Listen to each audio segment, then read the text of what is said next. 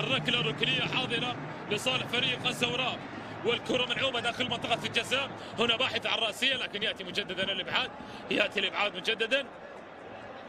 اللعبه تعود هنا امامنا، محاوله المرور والعرضيه والراسيه لمن تغطيه من الامبراطور. الله!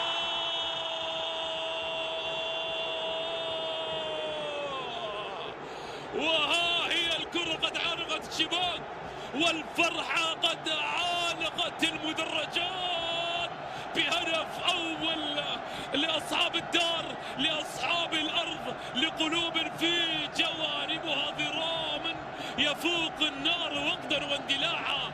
هذه هي الجماهير، جماهير تفوق النار وقدا واندلاعا، تندلع فرحتها، تندلع ابتسامتها بهدف اول ياتي عن طريق عن طريق القادم من الخلف سامال سعيد، جاي من الخلف وحامل معاه امال الهدف وامان الهدف، العرضيه والتغطيه الدفاعيه، لكن التسديده والكره وين تنفض الشباك التي ظلت صامته، ظلت ظامئه، ظلت مشتاقه لهدفها الاول، وياتي اخيرا عن طريق سامال سعيد.